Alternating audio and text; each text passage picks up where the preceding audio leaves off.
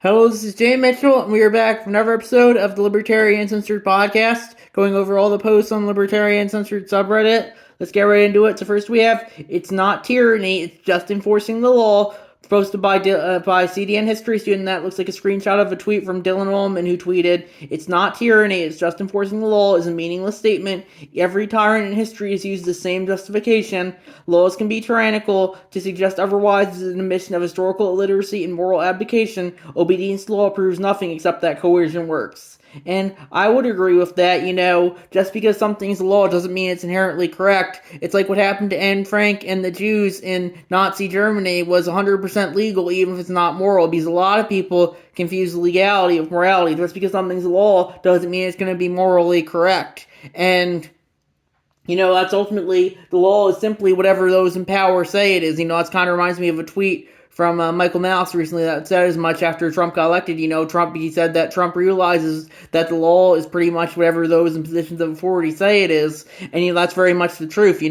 Just because someone in authority says something's the law and is willing to enforce it as such doesn't mean it's right. And that's my thoughts on that issue. Next we have, to everyone with a "Don't Tread on Me" flag, do I have questions, posted by Rationality Project, and that's a cross post from the Rationality Project subreddit, and that looks like a massive wall of text. I'm not going to read all of it. But yeah, personally I do believe a lot of people who do fly the "Don't Tread on Me" flag can be hypocritical, especially if they fly it next to the thin blue line flag. If you don't want people to tread on you, you shouldn't be supporting the police, because the police tread on a lot of people, including, it could be you if you ever dare dissent from the official narrative. And yeah, personally, it has kind of been co-opted by the conservatives, I would say, but that doesn't mean that libertarians can't still use it too. If a libertarian wants to fly a Gadsden flag, I think they should be able to do so. The libertarian perspective is fly whatever flag you want as long as it's on your own property. I might disagree with it, like with the Nazi flag or the Soviet flag, but you have every right to fly those flags on your own property. And that's my thoughts on that issue.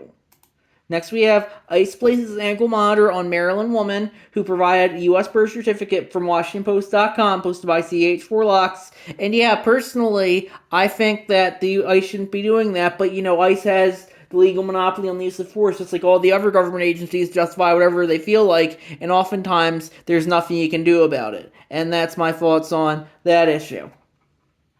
Next we have, Republicans add massive new taxes on U.S. citizens because Trump is mad nobody rolls over for his new Greenland war plans, from CNBC.com, posted by CH4Locks, and that's a cross post from the News of the Stupid subreddit. And yeah, personally, I don't really care for taxes, tariffs, or Trump's Greenland plans, but Reddit only cares about those things because the outgroup's in charge currently. If it was all in-group coded rather than out-group coded, Reddit would think this is the greatest thing ever. But Reddit, they only care about, as I've stated innumerable times in this podcast, in-group good, out-group bad, and that's my thoughts there.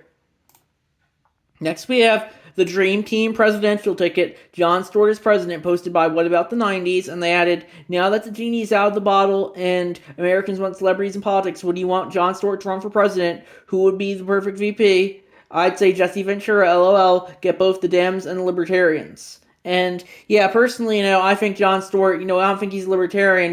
He's probably one of the better blue-pilled news people. But regardless, I definitely think the changing media landscape has kind of rendered him culturally irrelevant. If you didn't care about his show, if you didn't care about his show back in 2006, you probably don't care about his show today. And it just goes to show you, I think a lot of his supporters have already moved on to John Oliver pretty much. But, ultimately, if you want to vote Jon Stewart for president, I think that's fine. But I personally think the time for that's kind of passed. I personally think the time for that was probably in 2008 or 2012, probably not 2028 or 2032. And that's my thoughts on that issue. Next we have 2A showing up in Minneapolis, posted by FastZRuvinus739, and that's crosspost from the Anarcho-Capitalist subreddit. And that looks like it's individuals, with guns and protecting, I guess, what they want to protect. Ultimately, I probably would ideologically disagree with these people. They're probably woke communists, but just like everyone else, woke communists do have the right to the Second Amendment and the right to bear arms. Everyone has the right to bear arms, regardless of whether I agree with their aims or not. And that's my thoughts there. Next we have Lindsey Graham, the director of the Mossad, likely talking about a forever war in Iran. Is this what a compromised politician and infiltrated country looks like? And that looks a post from Rover on Row, and that's a tweet from Lindsey Graham. Just met with my good friend David Bernea, director of Mossad. Wow, these people are clever. God bless America. God bless Israel. And yeah, Lindsey Graham, he's very much up Israel's ass, even more so, even by the incredibly low standards of DC politicians. But ultimately, if a U.S. senator or any other politician wants to sell to Israel, ultimately they'll justify what they justify. But this case, I would say Israel's really pretty much basically just an extension of the United States at this point, or maybe the other way around. I don't really, you could argue who's puppeting who, but regardless, it's pretty much that they're two countries, but really the line's so blurred at this point. They're basically the same country, and that's my thoughts on that issue. Next we have the Martin Luther King They Don't Quote, posted by Swamp Yankee Dan, and that's a cross post from the Work Reform subreddit, and that was like a political cartoon from the Seattle Times. And then it's a quote from Martin Luther King: "The problem of racial injustice and economic injustice cannot be solved without radical redistribution of political and economic power." Martin Luther King Jr., 1967.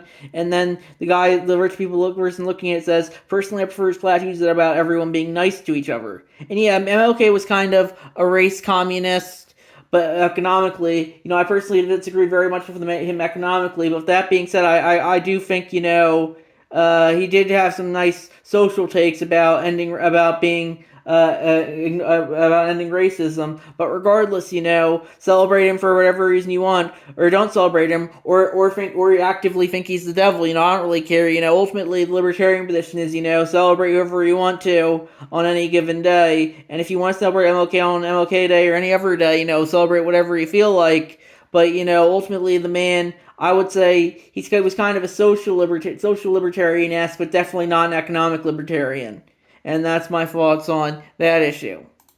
Next we have Musk with a $10 million donation, signals he's back for the midterms from nytimes.com, posted by Ninja Lover, and they said Elon Musk, the world's richest person, backed Nate Morris, a Republican businessman, in the primary race to succeed Senator Mitch McConnell in Kentucky.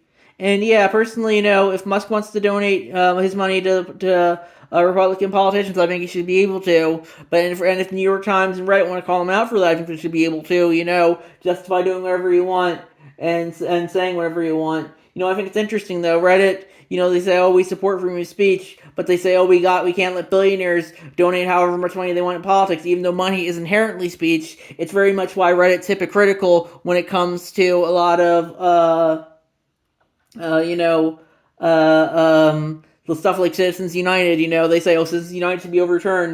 Billionaires shouldn't be influencing our democracy, but money is inherently speech, and to pretend that it's not is frankly to ignore reality, I would say. And that's my thoughts on that issue. Next we have Putin invited to join Trump's Board of Peace for Gaza, Kremlin says, from CNN.com, posted by Ninja Lover. And yeah, if they want to invite Putin, I think they should be able to. I personally don't really care for Putin, but I personally think this is just going to contribute to the endless Trump's a Russian asset thing, which I personally don't believe is true. He's much more of a deep state and NATO asset than he is a Russian asset. But regardless, if they want to justify doing this, I think they should be able to. And that's my thoughts on that issue. Next we have Kiel Institute analysis. U.S. Americans pay 96% of tariff burden, and that's posted by Kiel Institute from kielinstitute.de, posted by CH4Locks. That's cross-post from the Hacker News subreddit. And yeah, personally, I would agree with that. Tariffs may be marketed as being paid by the countries that are shipping the goods here, but in reality, they're paid by the consumers. I would say, especially if you can get something for cheaper from another country, you should be able to get it cheaper from another country. I personally think if people want to buy local, they should be able to buy local. But if they want to buy cheaper goods from foreign countries, I think they should be able to as well. And that's my thoughts on that issue. Next, we have the letter that Donald Trump sent to Prime Minister Jonas Gahr Store of Norway, posted by Dr. 07. That's a cross post from the Progressive HQ subreddit, which looks like it's since been removed by the moderators of that subreddit, but it looks like the image is still up on this subreddit, so I'll read it. The White House, Washington, D.C., 20205000. Dear Jonas, considering your country decided not to give me the Nobel Peace Prize for having stopped 8 wars plus, I no longer feel an obligation to think purely of peace, although it will always be prominent, but can now think about what is good and proper for the United States of America. Denmark cannot pretend to the land from Russia or China, and why do they have a right of ownership anyway? There are no written documents. It's only that a boat landed there hundreds of years ago. We have boats landing there also. I have done more for NATO than any other person since its founding. Now NATO should be dealing for the United States. The world is not secure unless we have complete control of Greenland. Thank you, President DJT. And yeah, I think this is just another one of Trump's baits to distract from the actual regime change in Iran. In reality, Greenland's just a Trump's autistic hyperfixation. Nothing's ever going to come of it. They're always going to say, "Oh, Trump's gonna take over Greenland," but in reality, I think it's more of a distraction than anything else. But of course, Reddit, they think it's the most important thing ever because they fall for Trump's baits every single time.